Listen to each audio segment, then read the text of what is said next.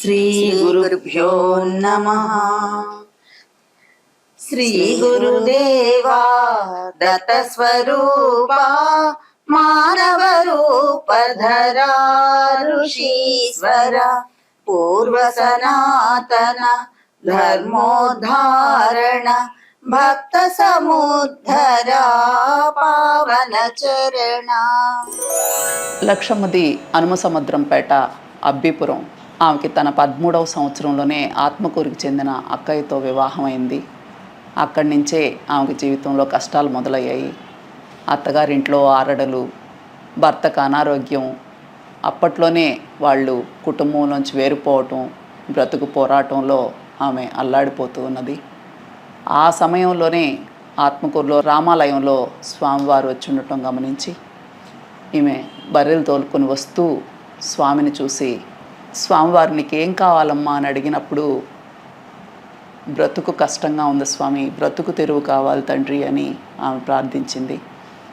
సరేనమ్మా అని స్వామివారు అభయం ఇచ్చారు. ఆ తర్వాత ఆమె అంచెలంచెలుగా తన బ్రతుకుని మెరుగుపరుస్తూ, అక్కడ స్వామివారి దేవాలయం కట్టినప్పుడు కూడా ఆమె ముందుండి ఎంతో శ్రమ కోర్చి ఆ పనులన్నీ నిర్వహించారు.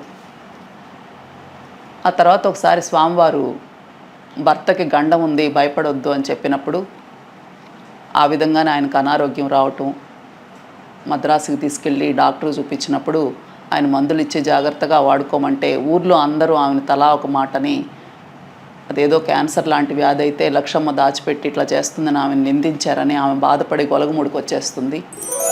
అప్పుడు కలవాయి బస్ స్టాండ్లో రక్తం పడింది మా ఆయనకి. కూరగాయలు దించుతుంటే రక్తం పడింది. అక్కడ భయపడిపోయాడు. ఆమె నాకు బస్సోళ్ళు బాగా తెలుసు కదా, మన ఇంట్లోనే భోజనం కూర చేసి పెట్టి తింటున్నారు. ఆమెను వాళ్ళు వచ్చి, అక్క బాబా కలవాయి బస్ స్టాండ్లో రక్తం పడింది, హాస్పిటల్. అప్పుడు వెంకయ్య స్వామి గుర్తొచ్చింది. ఇదే కదా నాకు చెప్పాడు, ఒకటి జరగదు భయపడకాకమన్నాడు. సరే నేను భయపడకుండా ఎట్టుండేను రక్తం చూసి. అప్పుడే వాళ్ళు జీప్ పంపించారు. ఊరు గోల్పేట రామచంద్ర కంపెనీ వాళ్ళు జీప్ పంపిస్తే తీసుకుని రామచంద్ర హాస్పిటల్లో ఏడిపించారు. నెల్లూరు రామచంద్ర హాస్పిటల్లో. అమ్మ నాడును వాళ్ళమ్మ 5,000 రూపాయలు డబ్బులు ఇచ్చి దాచి తీసుకొచ్చి ఇచ్చి, నువ్వు భయపడగాకమ్మా, నీకు మంచిగా జరగద్దులే, మీ ఆయనకు బాగుంటుందిలే. బాగా అయిపోయింది. నెల్లూరులోనే బాగా అయిపోయింది. ఇంటికి వచ్చేసాం. మళ్ళీ ఎప్పుడూ వ్యాపారం జరుగుతున్నాం. బస్సు కొనుక్కున్నాము, అందరికి బస్సులు ఉన్నాయి, మనం కూడా బస్సు కొనుక్కున్నాము అన్నాడు. స్వామిని అడగంది మనం ఏం కొంటాను కదా. అప్పుడు తుమ్మల తలుపుల్లో ఉండడు స్వామి. అవును పోయినా తుమ్మల తలుపురికి. ఈయన 2 బస్సులు బేరం చేసిండు. పెంచుల కోన, నెల్లూరు, రాపూర్ బండి, మళ్ళీ మైపాడు, ఎంకాయపాళెం ఒక బస్సు, నెల్లూరు. పోయాడు. అమ్మో ఏమంటామే, లేదు స్వామి బాగానే ఉంది, బస్సు కొనుక్కుంటాడంట అన్న. ఇది వద్దు కానీ అది కొనుక్కోమన్నాడు. మైపాడు బస్సు కొని నీ పేరే సర్వీస్ చేసుకో. సరే, ఒక్క టైరు కూడా బాగా నా పేరు మీద లక్ష్మీ సర్వీస్ అని వేసాడు మా ఆయన బండి. ఈ చేసుకునే టైంలో మా ఆయనకి మళ్ళీ బాగాలేకుండా వచ్చింది. అవును వచ్చేసాం, ఆత్మకూరుకు వచ్చేసాం. ఆత్మకూరుకు వచ్చేసి సుందరామరెడ్డి కడిగి పోయినాం. సుందరామరెడ్డి కడిగి పోతే మద్రాసు. అప్పుడు మద్రాసు అంటే కష్టమే కమ్మా, నాకేం తెలియకపోయా. సరే దేవుడే ఉండాలే, మా ఆయనగాని చచ్చిపోతే నేను కూడా ఆడే చచ్చిపోతాను. ఆడ పెద్ద జనరల్ హాస్పిటల్ కాడ పెద్ద కాలువ పారుతుంటుంది, ఆ కాలువలో పడేసి వెళ్ళిపోతాను నేను కూడాను అంటే డాక్టర్లు అందరూ చూశారు బాగా. ఇక్కడి నుంచి ఒక కూలిచ్చి తమిళ వచ్చి ఆయన తీసుకొని పోయినా. 20 రూపాయలు రోజుకి అయిన కూలి. ఆయన తీసుకుపోయినా, నాకు తమిళ్ రాదు కదా, తీసుకుపోయినా. ఆయన పెట్టుకొని ఇక్కడ పద్మారెడ్డి అల్లుడు శేషారెడ్డి ఆయన ఉన్నాడు. ఆయన కూడా కాగితం రాసిచ్చాడు. ఆయన కాడికి పోయి కాగితం ఇస్తే 3 నెలలు ఉన్నామ్మా జనరల్ హాస్పిటల్, అన్ని పరీక్షలు అయ్యేదాకా ఉంటేను ఏం జబ్బులేదని చెప్పారు. పంకస్సి అనేది ఉంది ఇక్కడ, నువ్వు బీడీలు సిగరెట్లు తాగాకు అంతేనని చెప్పాడు. దేవినాయకం డాక్టర్ ఒక ఆయన అమెరికా నుంచి వచ్చి ఆమెను వచ్చేసినాం. అప్పుడు బాగుండడు మా ఆయన, రొట్టె పాలు అన్నీ తిని లావుగా ఉండడు. ఆయన ఇంటికి వచ్చేసి అందరు క్యాన్సర్ మీ ఆయనకి బాగా అయిపోయింది, బాగుందని చెప్పినావు అన్నాడు. మళ్ళీ భయం వేసి వెళ్ళిపోయా. నేను సాంకాడికి వెళ్ళిపోయా. ఈ ఇల్లు వద్దు, ఈ బిడ్డ వద్దు, మా అమ్మ వద్దు, నువ్వు వద్దు అన్న మనసులో నేను అనుకొని వెళ్ళిపోయా. గొలగముడిలో ఉన్నాడు అప్పుడు స్వామి. అప్పుడు పెద్ద ఇదైపోయాడు స్వామికి. ఏం జావ కూడా తాగేదిలా స్వామి. ఆర్లిస్తూ వేడి నీళ్ళు అంత ఆర్లిస్ ఇస్తే తాగేది. ఆదినారాయణ రెడ్డి ఉన్నాడు అప్పుడు. తొలి సవ్వే అందరికి భోజనాలు అవన్నీ పెట్టేది. అమ్మ ఉన్న ఒక 10 రోజులు ఉన్నా. తిడతా ఉంది, కొడతా ఉంది నన్ను. వెళ్ళిపో అని తొలిసవ్వ. నేను వెళ్ళిపోను, నేను ఇక్కడే ఉంటావా, నేను కసువు జమ్ముతాను, కుండలు కడుగుతాను, కుండలు దబర్లా ఇప్పుడు కడుగుతాను, నేను అన్నం అంటాను, ఆ గురుగాకు చంచలాకు కోసుకొని వస్తానవా ఏనిపోయేదన్నమాట. మరి ఎప్పుడొద్దని ఎన్నన్నా కానీ వెళ్ళిపోమ్మంది. మొగుడిని వదిలేసి నువ్వు, బిడ్డను వదిలేసి నువ్వు, నీ మొగుడి కాడికి నువ్వు పో అనింది. నేను ఆ కష్టాలు ఆమె చెప్పుకోలే. ఆ బిడ్డ సంగతి అంతా నాకు చెప్పింది కానీ నా కష్టం ఆమె చెప్పుకోలేకపోయా. స్వామికే చెప్పుకుంటున్నా మనసులో.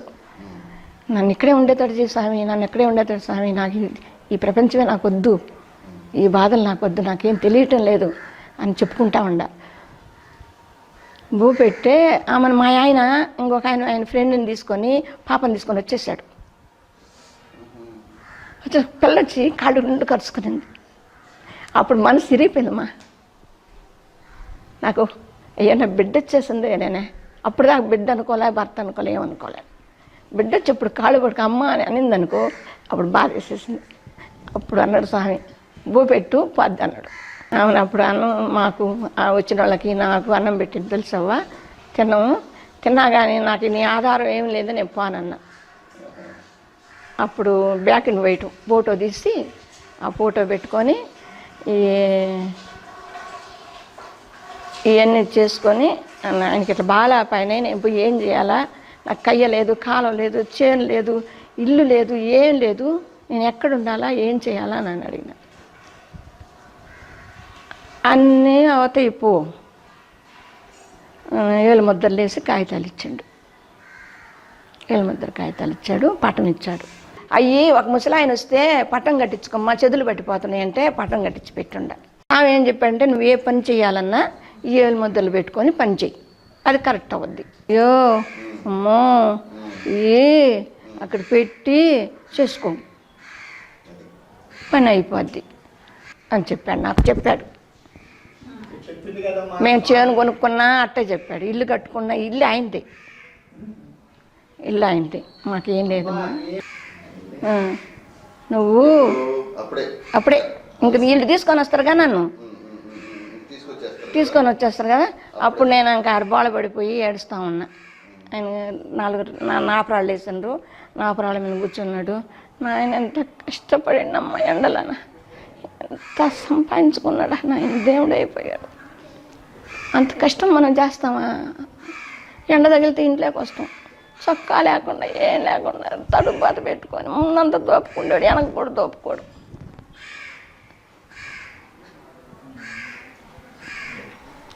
ఆమెనంటే నేను పోనన్నా, ఏం పర్వాలేదు లేపో, నీ బాధ్యతలు తీరేదాకా ఉంటాడు. నన్ను తీసుకొని పోన్నా, నువ్వు వద్దు అన్నాడు. నన్ను తీసుకొని పో, నేను చూడను ఇవన్నీ, ఆయన బతికిచ్చు అంటే నీ బాధ్యతలు తీరేదాకా ఉంటాడు. అయ్యో అమ్మో పంపించయ్యా, ఉంటాళ్ళమ్మో, బాధ్యతలు తీరేదాకా నీకు భయపడగాకు, ఉంటాళ్ళే. అప్పటి నుంచి వచ్చి కష్టం చేసుకొని ఇల్లు కట్టుకొని చేను దావలో చేను 4 ఎకరాల మాగాని ఇల్లు పైన కింద ఇల్లు కట్టుకొని తర్వాత బిడ్డకి పెళ్లి చేసుకుంటా కూడా నా అల్లుండి కూడా ఆయన ఇచ్చాడు. అతని సీఏ పాస్ కాల, కానీ మా సీఏ చదువుతున్నాడు, మా అల్లుడు పాస్ కాల, చార్టెడ్ చదువుతుంది. చదువుతుండే పాస్ కాకపోతే ఇంకా మనకు ఆస్తి బాగుంది అప్పట్లోనే. మా అమ్మాయి పెళ్ళి 26 ఏళ్ళు 27 ఏళ్ళు అయింది. ఆస్తి బాగుంది. ఆ ఆస్తి ఎవరికైనా ఇస్తే అప్పట్లో ఇంజనీరు డాక్టర్లకు ఇస్తారు కదా, నువ్వెందుకు ఏమి లేని వాడికి ఇస్తున్నారే అన్నాడు. స్వామి ఏం చెప్పాడంటే, స్వామి అమ్మే ఆయనకి బాగుంది, అమ్మకి పెట్టని ఆయన కాడికి పోకుండా ఇక్కడే అనుకున్నా. అప్పటికి సమాధిలో కూర్చో ఉన్నాడు. 82లో 24వ తేదీ ఆగస్టులో సమాధిలో కూర్చున్నాడు ఆయన. 26 ఏళ్ళైంది మా అమ్మాయి పెళ్ళి. అది గుర్తుంది. నా మనవడు లండన్లో ఉన్నాడు, నా పెద్ద మనవడు. లంకేశం తాతకి ఏం కావాలన్నా పంపిస్తాడు. ఇంకూరిని అడగనమ్మమ్మ, ఇక్కడ మన దేవుడు అంటే ఎవరికి తెలియదా? ఇక్కడ ఏ సూపర్బెట్ని కొలుచుకుంటే వల్ల నీకు దేవుడికి తాతకు కదా, నేను నీకు ఏమైనా కావాలంటే చెప్పు, నేను ఇస్తాను. పద్దెలేస్తాం వాళ్ళని అడగలేక నేను ఏదో కొంచెం అడిగింది ఇచ్చి తెచ్చుకొని ఖర్చు పెట్టుకుంటా. ఇక్కడ ఇల్లు ఆకలి అయినాయి. మా అమ్మాయికి పెళ్ళి అయ్యి నా మనవాళ్ళు 2 పుట్టి పెద్ద అయ్యేదాకా మా పిల్లలు మా మనవాళ్ళు 4వ క్లాస్ చదివేదాకా ఉన్నాడు మా అమ్మాయి. అయినా అల్లుడు అదే సీఏ పాస్ కాలేదని ఇయ్యొద్దు అన్నారు అందరూ. ఇక్కడి నుంచి ఉత్తరంగా కల్లో ఉత్తరంగా వస్తున్నాడు, చెయ్యి అన్నాడు. నాకు కరెక్ట్ కదా, స్వామి ఏది చెప్తే అది కరెక్ట్ నాకు. అవును, మా ఆయన వద్దు దోపుకుంట్లో దోస్తావు పిల్లని, ఒక్క పిల్ల ఆయనే చూసుకుంటాడులే అని చేసేసినమ్మా. నా బిడ్డ ఇప్పుడు బాగుంది, ఇంకేసిన వల్ల. ఆయన కూడా అడగండి, ఏం కావాలన్నా ఆడ నుంచే పరిగెత్తుకొని వస్తుంది. జనవరి 1కి బ్రహ్మాండంగా లడ్డు వచ్చేసి 500-600 లడ్డు చేసి అన్నదానం చేసుకోవాలి. ఈ రోజుకి కూడా కందిపప్పు కాడి నుంచి చక్కెర కాడి నుంచి అన్నీ పంపిస్తుంటుంది. ఆయన గుడ్డలు కానీ శాలువాలు కానీ. మా ఆయన చనిపోయింది 2002లో మార్చిలో. అప్పుడు గుడి మొదలుపెట్టున్నారు కానీ గుడి మొదలుపెట్టాల గుడిసింది. అప్పుడు మనం బాయిదేవి ఈయన చేతనే టెంకాయ, మా ఆయన లేడని ఈయన చేతనే టెంకాయ కొట్టించి ఎల్లు ముద్దలు పెట్టి టెంకాయ కొట్టించి చేసిన పళ్ళ. నీళ్ళు పడకపోయిన తర్వాత అది వర్షం పడింది, మళ్ళీ బూడిపోయింది. మళ్ళీ పెట్టా. రాజేళ్ళ నుంచి వడ్డోళ్ళు వచ్చిండ్రు ఒక 10 మంది. పన్నిపాటి నుంచి క్రేన్ తీసుకొచ్చాడు రాజేళ్ళ పెంచిరెడ్డి. ఆ క్రేన్ పెట్టి అబ్బాయి అంతా క్లీన్ చేసేసి మళ్ళీ వరలు పోసి దించేసినాం. ఇంకా కొంచెం అప్పుడు కూడా నీళ్ళు రాపోయిన పాట ఆయన ఏడుస్తూ ఇంటికి వచ్చి, అమ్మ నీళ్ళు రాలేదని అన్నాడు. అప్పుడు నారాయణ స్వామి కూడా వచ్చిండను, నీళ్ళు రాలేదన్నాడు. సరే నన్ను నా చేతి ఈ మంతుని కష్టం చేయించేసి నీళ్ళు కూడా రాలేదంటాడా. నేను ఇంటికి వచ్చేసి పండుకొని ఏడుస్తా పండుకున్నా. అమ్మని అంటే నీళ్ళు పడ్డాయంట. అప్పుడు రాజాల పెంచిరెడ్డి కూడా పరిగెత్తుకుంటా వచ్చాడు, అమ్మ నీళ్ళు జల వచ్చేసింది, నువ్వు నాన్న నిన్ను తీసుకొని రమ్మంటుంటాడని. నేను రానంటే రానంట. నేను రాను, నన్ను ఇంత కష్టపెట్టి నీళ్ళు లేవని మళ్ళీ ఆయన నెల్లూరుపాలెం కృష్ణనాయుడు వచ్చి నేను బోర్ వేస్తాలేమ్మా నువ్వు బాధపడగాక అన్నాడు. నేను ఇంత కష్టపడితే మీరందరూ బోర్ వేయటం ఎందుకు? ఇలా బావిలో వేసిన పళ్ళ నీళ్ళు పడ్డ అని బావిలోనే పడ్డాయి. అవన్నీ వరల పోయించేసి వరల పెట్టించేసి బావి పూర్తి చేసేసి చేయించుకున్నాడు ఆయన. ఇంకా బావి పూర్తయిన తర్వాత గుళ్ళు మొదలుపెట్టారు. బావి పూర్తయిన తర్వాత గుళ్ళు పెట్టారు. నీళ్ళు ఏడచాలుతాయి అన్నారు. అన్ని గుళ్ళకి సప్లీ ఇచ్చాడు. నీళ్ళు ఏం తరుగేలే ఈ గుడికి కూడా. గుళ్ళు కట్టారు. గుళ్ళు కట్టిన తర్వాత నేను మా అమ్మాయి అక్కడ ఇల్లు కట్టుకుంటుంటే అక్కడికి వెళ్ళిపోయాను నేను. అది నా విషయం, నా కుటుంబం జరిగింది అది. మన జాతిలో స్త్రీ అణిగిమణిగి లోపల వెనక ఉండి ఒక అద్భుతమైనటువంటి జాతి భావాన్ని, జాతి ధర్మాన్ని, జాతి జీవనాన్ని సృష్టించింది. ఆ కాలానికి ఇంకా కూడా ఉదాహరణలైన స్త్రీలు ఉన్నారు. అటువంటి స్త్రీలలో ఈమె ఒకటి. ఆమె చదువు లేకపోవచ్చు, ఆమెకి పరిస్థితులు ఏమీ బాగలేకపోవచ్చు, కానీ ఏది ఏమైనా ఆమె గుండెలో ఉండే స్వామి పట్ల విశ్వాసము ఆమెని ఎంతగానో కాపాడింది, కడతీర్చింది. ఆమెను ఎప్పటికీ తోడుండి అనుగ్రహిస్తూ ఉంది. ఆ అనుగ్రహం తన జీవితం అయింది అనేది ఇందులో ఉండే అద్భుతమైన ఉదాహరణ. కాబట్టి ఎవరికి ఎవ్వరూ లేరో, ఎవరు పరిచ్యుతులో, ఎవరు దీనిలో హీనులో బాధాసర్పదష్టులో, అలాంటి వాళ్ళందరికీ స్వామి ఏ విధంగా భుజం తట్టి వాళ్లకు పక్కనే ఉండి అనుగ్రహించారో, ఎప్పుడైనా ఎక్కడైనా ఎవడైనా సరే, ఇక్కడ కానీ సప్త సముద్రాల కావల కానీ గిరిశిఖరంలో కానీ సముద్ర గర్భంలో కానీ ఒక్కసారి తలుచుకుంటే ఆ క్షణంలోనే ఆయన కృపా అనుగ్రహాన్ని ఆ షిరిడీ సాయిలాగా తాను కూడా అలా అనుగ్రహించగలడనే ఒక వాగ్దానము ఆయన యొక్క ఇటువంటి లీలల ద్వారా మనకు లభిస్తుంది. ఏది ఏమైనా ఒక సామాన్య భక్తురాలి ఆ చుట్టూ జరిగిన సంఘటనలోంచి మనకు ఒక ఓదార్పు, ఒక సంరక్షణ, భరోసా, ఒక అండ, ఒక ఆలంబన, అటువంటి దివ్యశక్తి తపో సమన్వితమైన వెంకయ్య స్వామి మనకున్నారు అని సంతోషం కలగడమే, గుండెకు తట్టడమే, మనస్సును ఉత్తేజపరచడమే ఈనాటి సత్సంగానికి, దాని ద్వారా మనం పొందవలసిన స్ఫూర్తి. ఇదే మనకు స్వామి ఆరాధనకు భగవంతుడు మనకిస్తున్నటువంటి గొప్ప కానుక, వరం.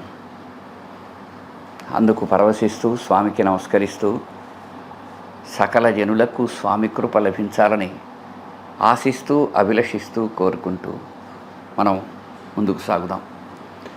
ఇంకో విషయం ఏంటంటే, మన సత్సంగాన్ని వీలైనంత వరకు మరింత శక్తివంతంగా, విపులంగా, ఎక్కడుండే ప్రతి స్వామి భక్తుడికి హృదయానికి దగ్గరగా, చేరువగా, ఆత్మీయంగా మలుచుకోవాలనే ప్రయత్నం ఉంది. దానికి సంబంధించిన విషయాలు మనం ఎప్పటికప్పుడు ప్రకటిస్తాం. మీరందరూ కూడా పాల్గొనండి. మనందరం కలిసి చేయి పట్టుకొని ఆ మహానుభావుడి వైపు, పరాత్పరుడి వైపు, ఆ సచ్చిదానందుడైన సద్గురుడి వైపు, ఆ అనుగ్రహం వైపు నడుస్తామని పిలుపునిస్తూ ప్రస్తుతానికి సెలవు. నమస్కారం.